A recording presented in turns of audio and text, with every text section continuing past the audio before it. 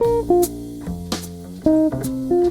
disability does not discriminate based on your age or your gender or national origin or anything. It cuts across everything.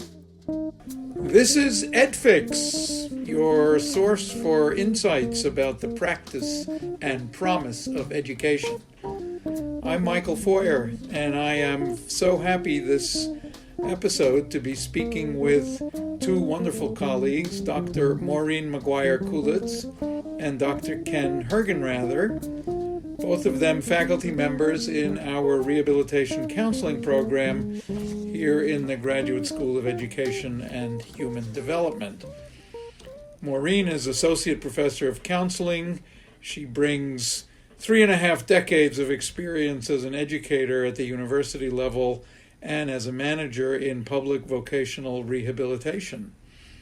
Her research interests cover effective transition to higher education for transitioning youth, ethics for counselors, and employment barriers experienced by persons with disabilities. Professor Hergenrather is a professor of counseling.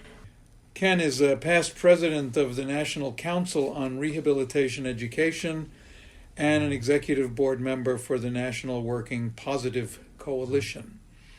He's also on the editorial boards for AIDS Education and Prevention, the Journal of Applied Rehab Counseling, Rehabilitation Research, Education, and Policy. So welcome to both of you to EdFix. Let me start by saying that Maureen and Ken, in your spare time, you are directors of one of our flagship programs in the school called the Rehabilitation, Counseling, Research, and Education Center, which was recently, thanks to your amazing work, the recipient of yet another very significant research grant from the United States Department of Education. Who wants to tell us what exactly is rehabilitation counseling? Now that I've used that phrase 50 times in introducing you, one or both of you can unpack what that phrase means. Well, thank you, first of all, so much for having us on your podcast. We really appreciate the opportunity to talk a little bit about our work and what we're doing. So rehabilitation counseling looks at working with the whole individual, but specifically folks with disabilities, and help them to live life to their fullest potential through independent living, through employment outcomes, and full integration into the community. The center is focused on education and research and strives to provide opportunities for growth and development to diverse populations, obviously including people with disabilities, and has a long and rich history of collaboration, valuing the role of partnerships and promoting positive change in our society. So Ken, do you want to piggyback on that? And so rehabilitation counseling and working with individuals that have disabilities, as stated in the 1990s Americans with Disabilities Act, would meet the qualifications for eligibility to apply for vocational rehabilitation services through state agencies, also through federal agencies. That would include the Veterans Administration and also state departments of vocational rehabilitation. And once they're determined eligible, then they're working with counselors to assess their job-seeking skills, job readiness needs, their employment areas in which to pursue active employment or to contribute more likely in society in a more fulfilled role, or to pursue independent living. And so in order to work in those fields, the participants will usually engage in training programs in vocational rehabilitation services at the undergraduate level or the master's level. And through the master's level, they will receive training through graduate programs like ours, and they'll become eligible to become certified rehabilitation counselors, which is a preferred credential to work in state vocational rehabilitation service providing agencies, including Veterans Administration. Our counselors are found obviously in state vocational rehabilitation agencies, found in special ed programs, but we're also found at GW's Office of Disability Support Services and other disability support services. They're found in employee assistance programs. Disney World and Disneyland hire their own rehabilitation counselors to work with folks who get injured in the Magic Kingdoms and need to return to work. Ford and Chevrolet hire their own rehabilitation counselors who work with folks that are returning back to work maybe after a stroke or some sort of an injury, and they want to bring them back into the workforce. So a wide range of places where you'll find rehabilitation counselors. The word disabilities, give us some examples. What kinds of disabilities are we mostly talking about? Well, I think I would start by referring to the Americans with Disabilities Act of 1990 that states what a disability criteria is, and then also looking at the ability to perform activities of daily living. Activities of daily living would be the abilities to function. So am I able to take care of oneself? Am I mobile? Am I able to demonstrate those daily skills? Get up, to dress ourselves, eat, do we go to work? Are we mobile? Looking at our cognitive processes, looking at our executive functioning skills, looking at our hearing, looking at our vision. The passage of the Americans with Disabilities Act, so that's 1990, I think that was hailed as quite a significant landmark accomplishment. In what way did things change, and what were we doing before then? Let's put it that way.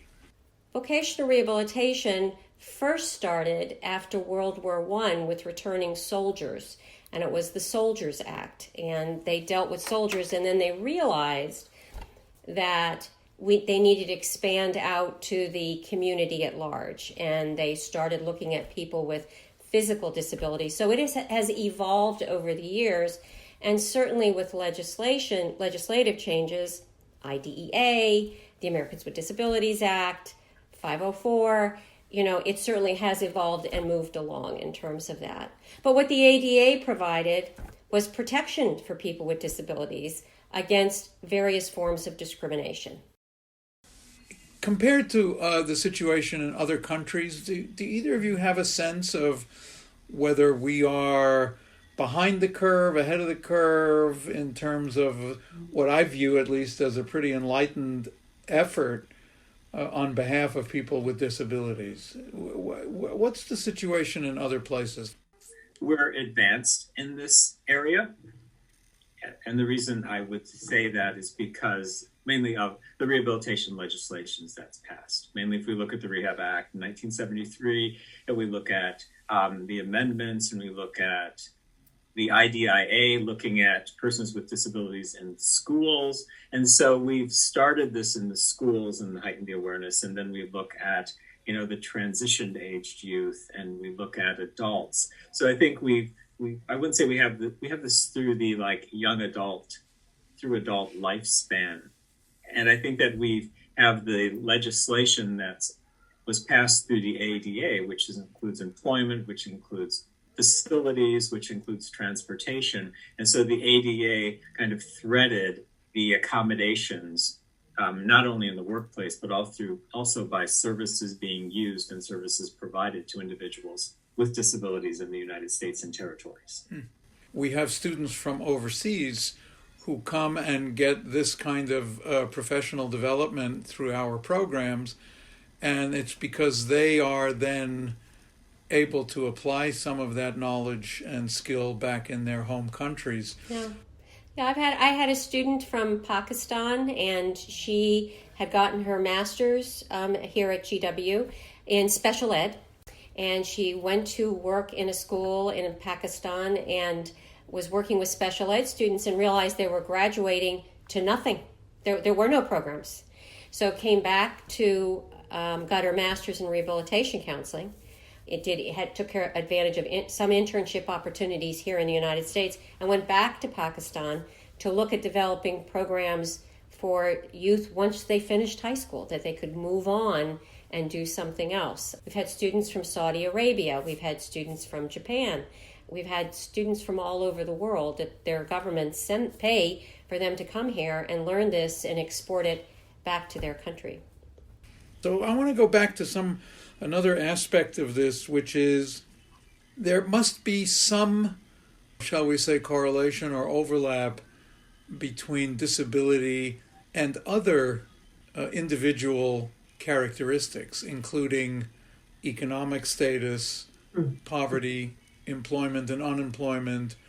You know, it's interesting, and I'm going to let Ken take this because he's done a lot of work in this area, but Ken and I just finished up a grant on looking at, it's called Targeted Communities, and was looking at the intersection of disability and poverty, high incidence of poverty among people with disabilities.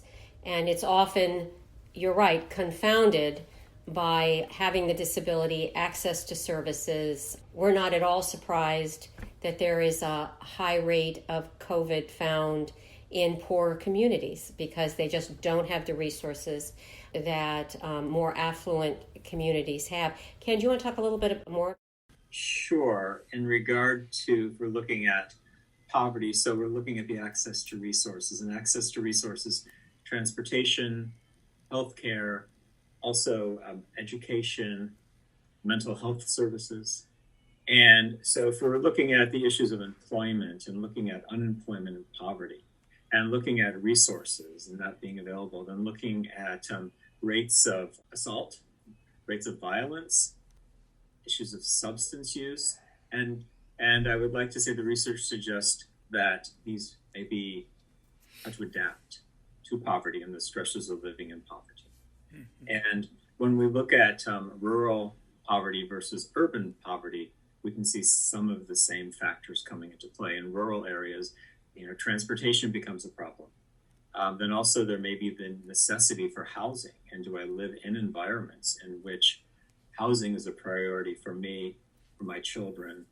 And we're looking at poverty, could it be generational poverty or could it be situational poverty? I think those are some of the factors also. And if there's generational poverty, does that demonstrate, and the research suggests that this generational poverty, it's likely that the next generation is going to be in that also. So I think what we could do is providing resources to persons in poverty, looking at services, and if the services aren't immediately available, how can we bring the services in to those communities? It seems to me as though, but you can correct me if I'm wrong, it's not that we're saying that poverty, well, I guess it does increase one's odds of getting exposed to the virus, but it also reduces people's opportunities to get the right kind of treatment. Correct. So it's a double whammy on that one. Discrimination or inequality as it affects people with disabilities can be made even worse because many of the people with disabilities are also experiencing poverty and Right. and those things intersect in a way that make this an even more challenging kind of situation. So let's talk a little bit about the program. In preparing future counselors to work in rehabilitation settings, they're going to need both clinical knowledge and diagnostic knowledge, but also a pretty good grip on all of the regulatory, institutional, legal, ADA related things. So how do you guys do that? I did want to put in a plug for our rehabilitation counseling program. And I know we all have mixed feelings about rankings, but U.S. News and World Report, we're ranked third in the country. I think one of the reasons that it is probably ranked so highly is that there is this very interesting blend of formal, shall we say, book knowledge and that you are endowing them with, but there's a big experiential component to this. Yes. Because you learn by doing it. So how do you choreograph all of that? So we have two programs at GW. We have an online program and we have the on-campus program.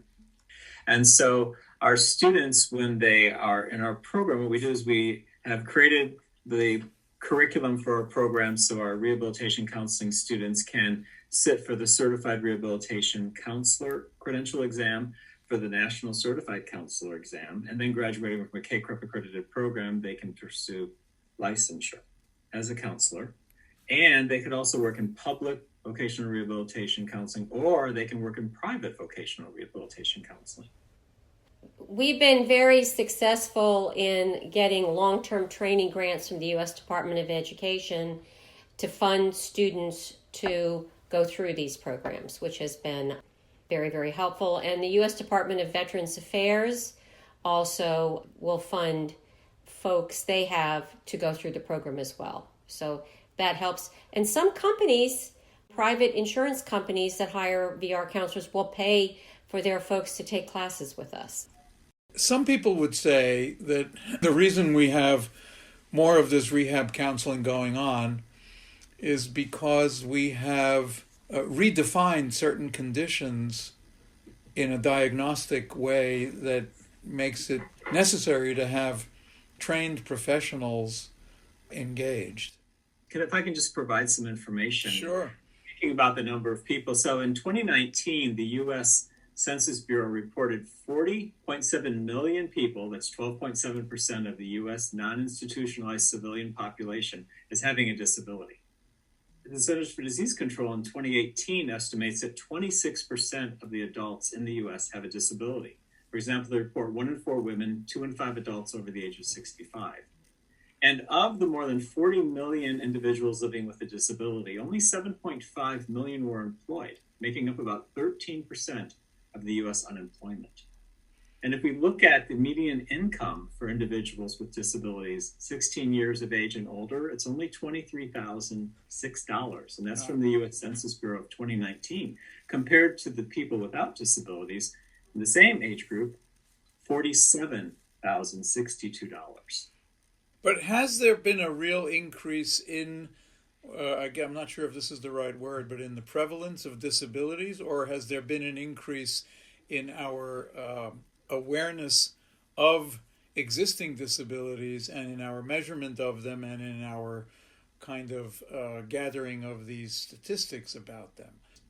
Well, I think there are two issues that present here. One is, what is a disability and how is that assessed? And the other, that when we're looking at vocational rehabilitation services, would be the individuals that meet the criteria of the Americans with Disabilities Act. Mm-hmm. And so we're looking at that population and providing services to them.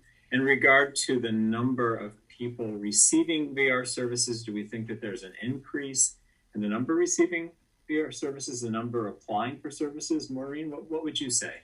Yeah, I think it's the need for rehabilitation counselors is not so much that there's been a huge increase in the number of people with reported disabilities, although I think stigma around disability, at least in the United States, there's much less stigma. I mean, other cultures will tell you that if they have a family member who has a significant intellectual impairment, they keep them at home. They don't expect them to do anything. They expect them to be cared for by the family. But I think the bigger issue that we're seeing in the need for more counselors is actually the 60s and the 70s were kind of the golden age of rehabilitation. The field really grew. They brought in a lot of counselors, and those counselors are retiring now. There's a gray tsunami. They're just retiring. One state, Pennsylvania, told me that 50% of their counselors are eligible to retire if they wanted to. That is a lot. And how can you prepare enough counselors to come in and take their place? Michael, I will share with you, so in regard to increases in diagnoses, I will say the CDC reported during a period of 2009 through 2017, they looked at some diagnoses and developmental disabilities among children in the United States. So this is through age 3 and 17, and they did find that there was an increase in the number of children being diagnosed. Mm-hmm. And this is for attention deficit, autism spectrum disorder, intellectual disabilities. And so these will be the people who are pursuing transition services through vocational rehabilitation services and adults. So there are increases. Yeah, disability does not discriminate based on your age or your gender or national origin or anything. It cuts across everything. let me ask you this. So, a little bit about yourselves. How did you guys get into this line of work? My background is in education, and then I got interested in working with individuals with disabilities, and certainly had family members and neighbors and friends with disabilities. So I kind of fell into it, if you will, and developed an interest in that, and it went along with my interest in human services and working with diverse populations. And it was a question of equity too, because at the time I was first started working in the field in the 80s, there was still a lot of discrimination against people with disabilities, and some of it fairly blatant, So also a little social justice, to be honest with you. I think we were interested in the field of real vocational rehabilitation and social justice before other people were talking about social justice and equity. So, Ken, yourself? That's a wonderful segue into mine. So my background is also in public health. And so I was working in the field of HIV and AIDS. And so working with testing and counseling. And I also monitored support groups. These support groups would consist of people who were positive grandmothers, people who were straight, people who were bisexual, people who were gay. Age, race, ethnicity, didn't matter. But what I was hearing time after time for about 3 months are these types of comments. My position just got reduced from permanent to temporary. My hours just got cut from 40 to 20. I've been told my job's been terminated. And so constantly throughout this, I'd heard this, and with the Americans with Disabilities Act coming in, persons with HIV and AIDS being protected under the Americans with Disabilities Act, I then pursued my degree in rehabilitation counseling. And so it was more of an advocacy, because hearing, there must have been hundreds of people that were losing their positions, and it just logically didn't make sense. And then in talking with human resource directors and so forth, you understood what could happen. And they would share some of the reasons and understandings. There were some laws such as, hire at will, fire at will. And so positions weren't necessarily guaranteed. And because of the discrimination that could happen during that time, the discrimination was to the point that the American Red Cross created training programs throughout the United States regarded as businesses respond to AIDS. And these were trainings. I was a national trainer, trained trainers throughout the country. People would attend 6-hour trainings on this, how not to discriminate in the workplace. In so much of our world, our life in the academy, one needs a real sense of delayed gratification about whether we're making a difference. We do very interesting and rigorous research, and then it takes a year to get it published. I don't want to be too facetious about this, because I'm obviously a great believer in the importance of scientific research, but in terms of getting that gratification that you've really made a difference to someone's life, that you need a little bit of a stretch sometimes. But in this case, I can imagine that your students who are working with people who come in for counseling can feel rather more almost immediately that they're really helping somebody get past an obstacle, deal with a recalcitrant employer, overcome an emotional, hurdle. That must be wonderfully gratifying to the students when they see that they're having that kind of an effect. I would think so. The other thing I was thinking when you made that comment, I often talk with my staff about let's move the needle. Let's get things move it in a positive direction. One of our grants is on innovative training and vocational rehabilitation. And we obviously, when COVID hit, we had to move from in-person to online. And one of the topics that had come up as of interest is looking at people with disabilities in the LGBTQ plus community. And we did a series of webinars using one of our doc students and one of our wonderful staff, and did several webinars. And we have state agencies who've told us they are now taking those webinars and using it to onboard new counselors to their programs. So, I think that's taking something very positive and having an immediate answer, and you get immediate gratification that you've moved that needle a little bit and made a positive change. And I think also there are measures within the rehabilitation counseling program. So these students are creating individualized plans for employment, and those actually have benchmarks. And so when you're working with your client, and rehabilitation counselors working with their clients, they do see these benchmarks that are met, and they are looking at, how has the client developed job seeking skills, further job readiness skills, looking at some of those interviewing skills, looking at their own skills and abilities and accommodations that are needed in adapting. And so there are these benchmarks that are achieved throughout the individualized plan for employment. So that's one way of seeing success. We have really just scratched the surface on a whole set of issues, and I want listeners to know where to look on our GSHED website for more of the information about my guests, Ken and Maureen, and the program and some of the references. And we have some terrific resources for our listeners to know that they can go to. So our web address is gwcrcre.org. O-R-G.